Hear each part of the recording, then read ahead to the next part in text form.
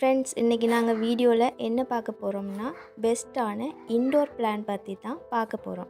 நம்ம லிஸ்ட்டில் ஃபஸ்ட்டாக இருக்கிற பிளான் என்னென்னா, இப்போ பெருகி வர காற்று மாசு நமது சுற்றுச்சூழலை மாசுபடுத்துது. சுத்தமான காற்றை சுவாசிக்கிறதே நமக்கு ரொம்ப கடினமாக இருக்குது. ஸோ முடிந்த வகையில் நமது சூழலை நாம் தான் பாதுகாக்கணும். அந்த வகையில் இந்த காற்றை சுத்திகரிக்கக்கூடிய செடி வகையில் உண்டான ஸ்னேக் பிளான் பற்றி தான் பார்க்க போகிறோம். இந்த தாவரத்தை ஸ்னேக் பிளான்ட்னு சொல்லுவாங்க. இதுக்கு இன்னொரு பேரும் இருக்குது, பாம்பு கற்றாழை, மருள் கற்றாழைன்னு சொல்லுவாங்க. இதோட தாவரவியல் பெயர் சான்சிபீரியா. ஸோ சான்சிபீரியா இனத்தை சேர்ந்தது தான் இது. இது 3 மாறுபட்ட நிறக்கலவையில் இருக்குது. இந்த மாதிரி 3 கலரில் இருக்குது.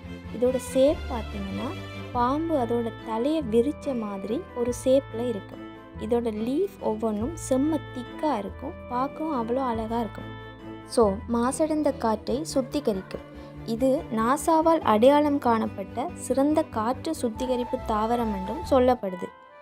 இது கேன்சர், காது சம்பந்தமான நோய்களை குணமாக்கவும் கூடியது.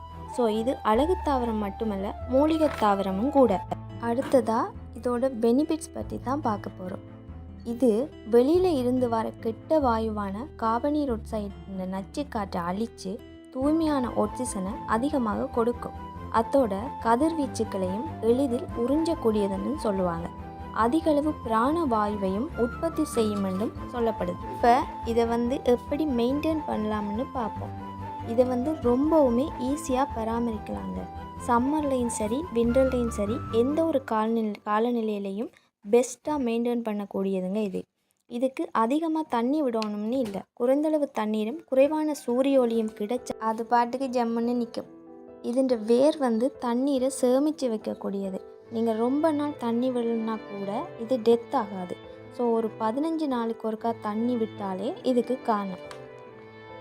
இப்போ இதை எப்படி உற்பத்தி செய்கிறேன்னு பார்ப்போம். இந்த தாவரம் கன்றுகள் மூலமாகவும் இதோட இலைகள் மூலமாகவும் உற்பத்தி செய்யலாம். இதோ பாருங்கள், இதில் எவ்வளோ கண்டு வெடிச்சிருக்குது. இந்த கண்டுகளை எடுத்து நம்ம இன்டோர்லேயும் சரி, அவுட்டோர்லேயும் சரி, எங்கே வேணாலும் வச்சு வளர்த்துக்கலாம். அதோட இதோட இலைகளை இந்த மாதிரி கட் பண்ணி மண்ணில் நட்டோம்னா இந்த லீஃப் வேர் விட்டு அது பாட்டுக்கு முளைச்சி வந்துடும்.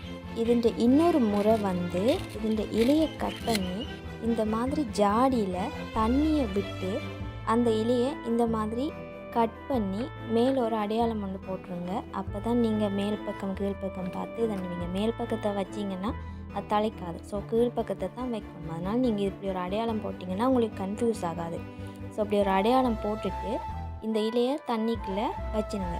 வச்சா அந்த இலை அதுக்குள்ளே வேர் விடும். ஸோ இது நீருக்குள்ளேயும் வேர்விடக்கூடிய ஒரு தாவரம் தான் இது. தாவரத்தை உற்பத்தி செய்கிற முறை ரொம்பவுமே ஈஸி தாங்க. ஸோ இது ஒரு பெஸ்ட்டான இன்டோர் பிளான்ட் தாங்க சொல்லணும். இந்த மாதிரி தாவரங்கள் வீட்டுக்குன்னா நம்ம மைண்ட் ரொம்பவுமே பீஸ்ஃபுல்லாக இருக்கும். நல்ல ஃப்ரெஷ் ஃபீலை கொடுக்கும். அதோட நல்ல பாசிட்டிவ் எனர்ஜியும் கிடைக்கும். உங்களுக்கு இந்த தாவரம் பிடிச்சிருந்தா இப்போவே உங்கள் வீட்டில் வாங்கி வச்சுருங்க ஃப்ரெண்ட்ஸ். இந்த வீடியோ உங்களுக்கு யூஸ்ஃபுல்லாக இருக்குமென்னு நினைக்கிறேன். ஃப்ரெண்ட்ஸ், இந்த வீடியோ உங்களுக்கு பிடிச்சிருந்தா சப்ஸ்கிரைப் பண்ணுங்கள், லைக் பண்ணுங்கள், கமெண்ட் பண்ணுங்கள், உங்கள் ஃப்ரெண்ட்ஸுக்கு ஷேர் பண்ணுங்கள். நெக்ஸ்ட் வீடியோவில் சந்திக்கிறேன். பாய்.